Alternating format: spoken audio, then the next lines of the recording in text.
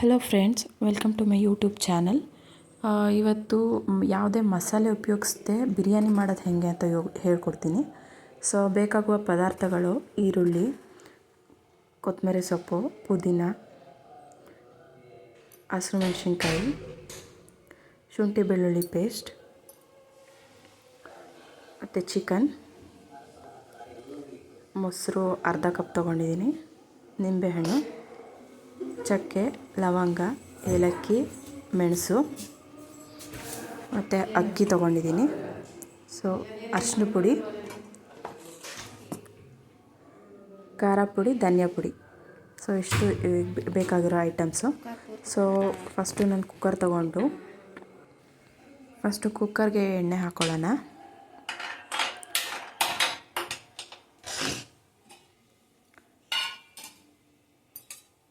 ಅದೇ ಬಿರಿಯಾನಿಗೆ ಸ್ವಲ್ಪ ಎಣ್ಣೆ ಜಾಸ್ತಿ ಇದ್ದರೆ ಚೆನ್ನಾಗಿರುತ್ತೆ. ಸೊ ಒಂದು 6-8 ಸ್ಪೂನ್ ಎಣ್ಣೆ ಹಾಕಿದ್ದೀನಿ. ಸೊ ಲವಂಗ, ಚಕ್ಕೆ,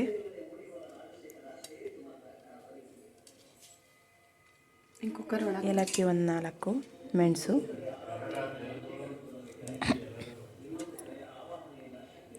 ಎಲ್ಲನೂ ಹಾಕಿ ಚೆನ್ನಾಗಿ ಫ್ರೈ ಮಾಡಬೇಕು. ಫ್ರೈ ಮಾಡಿದ ನಂತರ ಹೌದು, ಚೆನ್ನಾಗಿ ಫ್ರೈ ಆಗಬೇಕಿದು. ಈಗ ಈರುಳ್ಳಿ ಹಾಕ್ಕೊಳ್ಳೋಣ.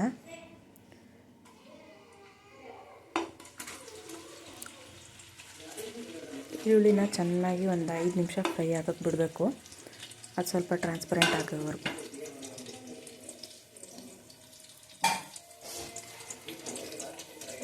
ಈಗ ಶುಂಠಿ ಬೆಳ್ಳುಳ್ಳಿ ಪೇಸ್ಟ್ ಹಾಕೋತಾ ಇದ್ದೀನಿ ನಾನು ಸ್ವಲ್ಪ.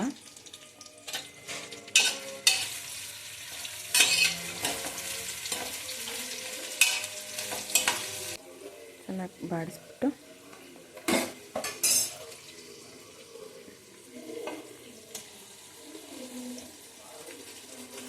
ಹಸಿರು ಮೆಣಸಿನ್ಕಾಯಿ ಚೆನ್ನಾಗಿ ಮಿಕ್ಸ್ ಮಾಡಬೇಕದು. ಹಸಿ ವಾಸನೆ ಎಲ್ಲ ಹೋಗೋವರೆಗೂ ಚೆನ್ನಾಗಿ ಮಿಕ್ಸ್ ಮಾಡಿ.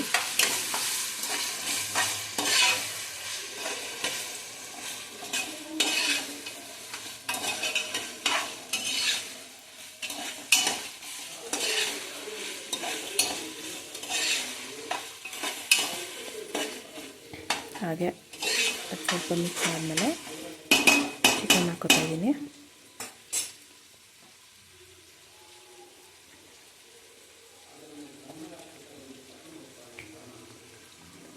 ನಾನಿಲ್ಲಿ ಒಂದು ಅರ್ಧ kg ಅಷ್ಟು ಚಿಕನ್ನ ತೊಗೊಂಡಿದ್ದೀನಿ.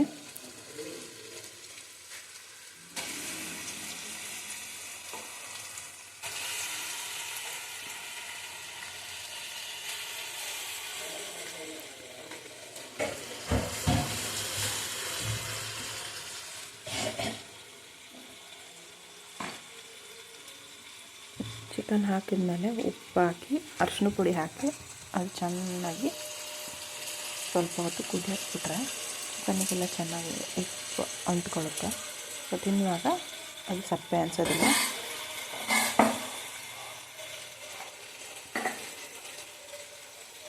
ಓಕೆ, ಇವಾಗ ನಾನು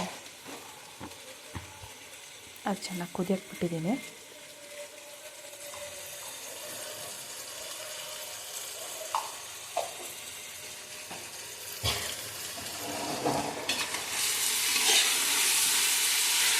ಎಲ್ಲ ಮಿಕ್ಸ್ ಮಾಡ್ಕೋಬೇಕು.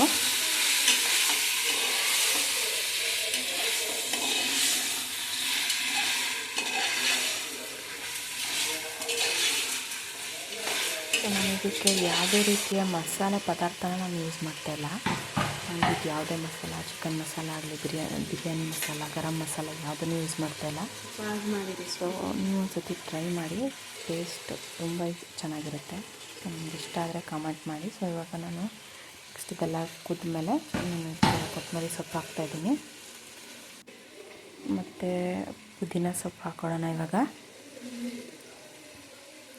ಕೊತ್ತಂಬರಿ ಮತ್ತು ಪುದೀನಾನ ಚೆನ್ನಾಗಿ ಸಣ್ಣದಾಗಿ ಹಚ್ಚಿಬಿಟ್ಟು ಹಾಕ್ಕೊಳ್ಳೋಣ. ಹಾಕಿ ಮಿಕ್ಸ್ ಮಾಡಿ.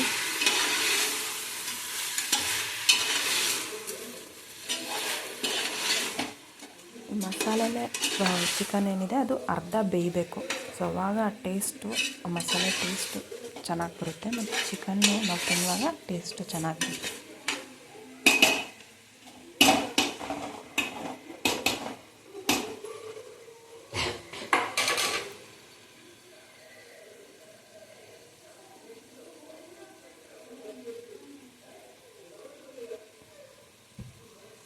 ಈಗ ನಾನು ಅರ್ಧ ಕಪ್ಪಷ್ಟು ಮೊಸರನ್ನ ಹಾಕ್ತಾಯಿದ್ದೀನಿ. ಮೊಸರು ಏನಕ್ಕೆ ಅಂದರೆ ಗ್ರೇವಿ ಥರ ಬರಲಿ, ಚೆನ್ನಾಗಿ ತಿಕ್ಕಾಗಿರಲಿ ಗ್ರೇವಿ ಅಂತ, ಮತ್ತು ಟೇಸ್ಟು ತುಂಬ ಚೆನ್ನಾಗಿರುತ್ತೆ ಮೊಸರು ಹಾಕೋದ್ರಿಂದ.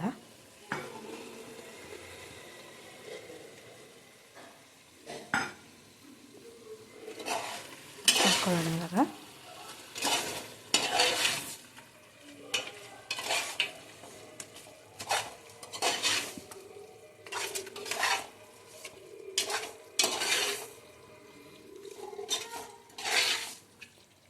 ಆಗಲೇ ಸ್ಮೆಲ್ ಬರೋಕ್ಕೆ ಸ್ಟಾರ್ಟ್ ಆಗುತ್ತೆ, ಚೆನ್ನಾಗಿ ಘಮ ಬರುತ್ತೆ.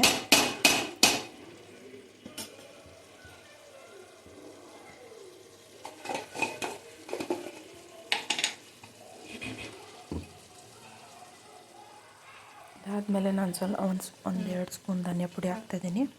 ಮತ್ತು ಆಗಲೇ ಹಸಿಮೆಣ್ಸಿನ್ಕಾಯಿ ಹಾಕಿರೋದ್ರಿಂದ ಒಂದು ಅರ್ಧ ಸ್ಪೂನ್ ಹಚ್ಚ ಖಾರದ ಪುಡಿ ಹಾಕ್ತಾಯಿದ್ದೀನಿ. ಅದನ್ನು ಚೆನ್ನಾಗಿ ತೆಗೆದುಕೊಳ್ಬೇಕು. ಚಿಕನ್ನು ಅರ್ಧ ಬೇಯೋಷ್ಟು ನಾವು ಅಷ್ಟು ಟೈಮ್ನ ಒಂದು 1/4 ಗಂಟೆ ಬಿರಿಯಾನಿ ಮಾಡ್ತಿರ್ತೀನಿ ಚೆನ್ನಾಗಿ ಮಸಾಲೆ ಜೊತೆ.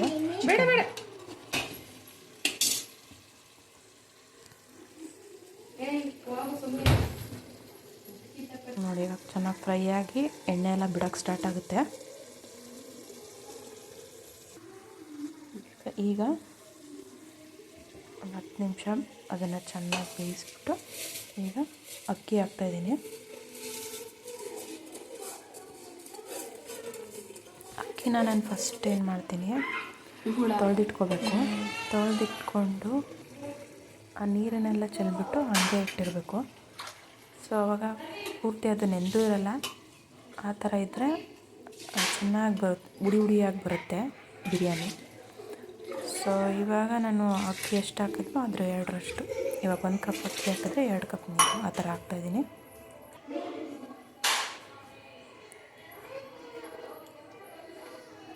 ಉಪ್ಪೆಲ್ಲ ನೋಡಿ ಸ್ವಲ್ಪ ನಿಂಬೆ ರಸ ಹಾಕಿ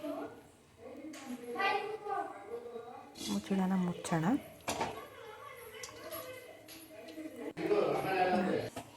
ಇದನ್ನು ಒಂದು 2 ವಿಷಲ್ ಬರೋವರೆಗೂ ಕೂಗ್ಸಿದ್ರೆ ಸಾಕು. ಸೊ ಅದಾದಮೇಲೆ ಇವಾಗ 2 ವಿಷಲ್ ಬಂದಿದೆ ಇದು. ಸೊ ನೋಡೋಣ ತೆಗೆದು ಹೆಂಗಾಗಿದೆ ಅಂತ.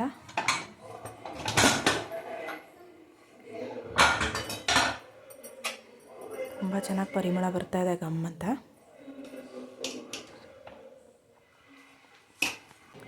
ನೋಡಿ ಇದು ಎಷ್ಟು ಸಿಂಪಲ್ ನೋಡಿ ಬಿರಿಯಾನಿ.